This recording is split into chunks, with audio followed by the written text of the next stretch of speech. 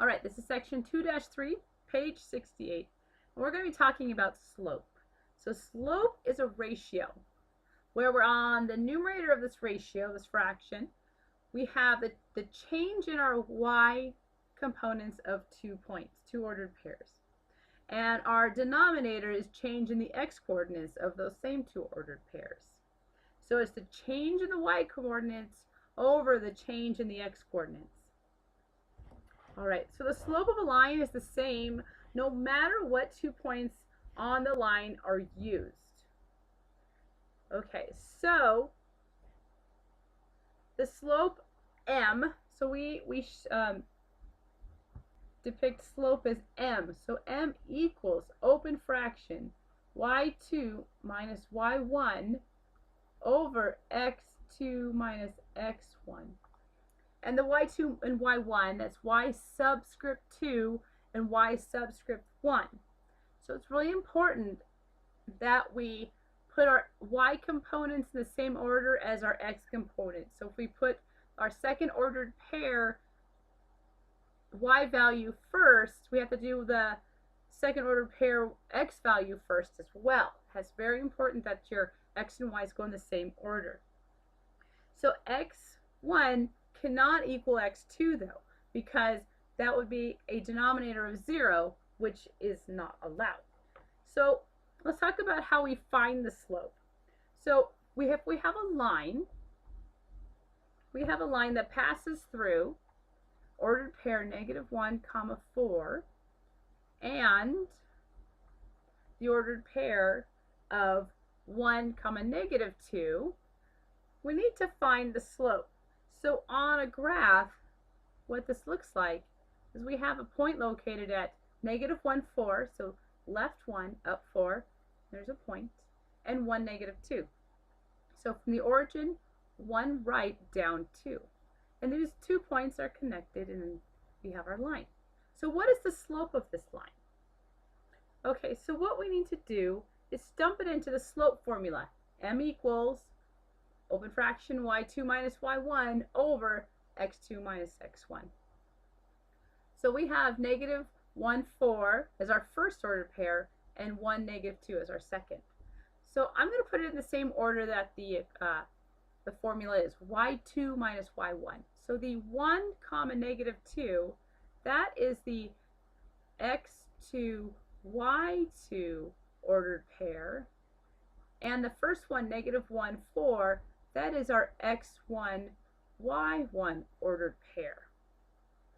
So when we put those numbers into the equation, we get m equals open fraction y2 minus y1, and our y2 is -2 and our y1 is 4. So our numerator becomes -2 minus 4. And our denominator is x2 minus x1. So again, I'm using our second ordered pair as the first component of our denominator. So our x2 value is 1, so we get 1 minus a -1 because our x1 component is -1. And then we solve. So then we have a numerator of -2 minus 4, which is -6, over a denominator which is 1 minus a -1, or 1 plus 1, which is 2. Okay, so now we have m equals -6 over 2, and then we can simplify that. -6 over 2 is 3, so our slope is 3. Okay, and remember, what is slope? Slope is rise over run. So that's rise over run. Meaning, so if we have a slope of 3, we can rewrite that as 3 over 1. So our rise is we go up 3, and our run is our left and right, and then we have 1, so over 1. Up 3, over 1. Up 3, over 1. Sorry, -3. All right, so that is the finding of our slope. Okay, now, well, that's fine and dandy if we have 2 points. Now, looking at the example on page 69, example 2, what we're going to do is find our slope using slope to graph a line. So if we're given We want to graph a line. Okay. We want to graph a line where we know a point goes through -4, -3, and we know there's a slope of 2/3. So again, remember, slope is rise over run. So that's up 2, right 3, up 2, right 3. So the first thing we need to do is graph our ordered pair.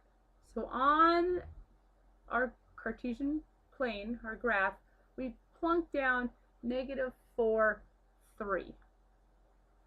So we go left 4, 1, 2, 3, 4, down 3, 1, 2, 3, put a point. So we know our starting point.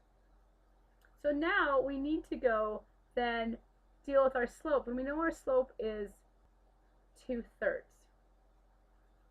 So from that -4, 3, we're pair -4, -3, we need to go up 2. So up 2 would be 1, 2 to -2, and then we need to go right 3. Take us right 3, which would be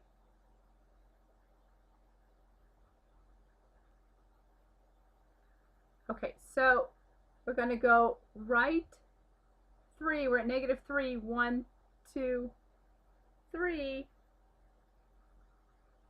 and then we go up 2, 1, 2. And that puts a point right at -1, 1. -1, -1 is our point. All right, so then we can draw a line.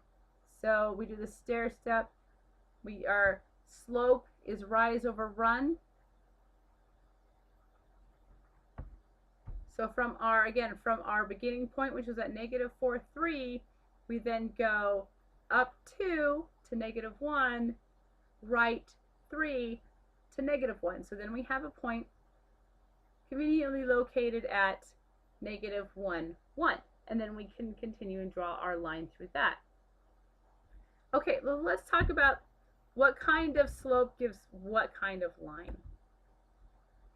So if we have a positive slope, so our m is a positive number, then what our graph is going to look like is a line that rises to the right. So we'll be in quadrants 1 and 3 if we're going through the origin. So for example, if we have a graph, so we have a point at 0, 0, and then we have a point at 3, 3, which is a slope of 1, so m equals 1, that's what our graph would look like. We have a line going up to the right or down to the left. That's a positive. Okay, now what if our slope is 0? Slope equals 0. So no slope. So no slope is like walking down the sidewalk when you're not inclining at all. It's like walking across a floor. There's 0 slope, so that's a horizontal line. It's just a horizontal line. So that's m equals 0. Okay, so now what if we have a negative slope? M equals a negative number. What does that look like? So our m would be something like -1. So what our graph looks like, it rises to the left. It rises to the left and goes down to the right. Whereas a positive slope rose to the right and went down to the left. Okay. And then what if we have an undefined slope? So if our slope is vertical, so that means m is undefined. So the line on the graph would be a vertical line. So that is what a undefined slope is. Because what that says is that our x1 and our x2 are the same. All of our x values are going to be the same. So, and if we're looking at slope, which is m equals y2 minus y1 over x2 minus x1, we said that our denominator cannot equal 0. And if we have the same x value in a vertical line for every single point, then that slope is undefined. Slope is also called the rate of change. So if you're looking at something real world like in travel, on example 3 in the textbook on page 69, it says we have a graph that shows the rate of change of a number of people taking cruises between 1985 and 2000. So we have a graph. Kind of looks like it's slowly, but not in a perfectly straight line, increasing. So that, which means that over time, the increase shows up, and the popularity shows that cruises are more popular. So in 1985, there were 2.2 million cruises taken. And in 2000, there were 6.9 cruises taken. That's in the millions. Okay, so what is the rate of change? How has this changed in number? What has been the increase between 2.2 million to 6.9 million? What's the rate of change? So again, we put these into our slope formula. M equals, open fraction, y2 minus y1 over x2 minus x1. So we put in our numbers. So we want y2 minus y1. So our y2 is the further to the right point, which is 6.9 million.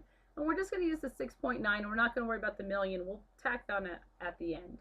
So then we have m equals, open fraction, 6.9 minus our beginning y value, which was 2.2. So 6.9 minus 2.2 over our x values. And our x values are the years. We had 1985 and we had 2000.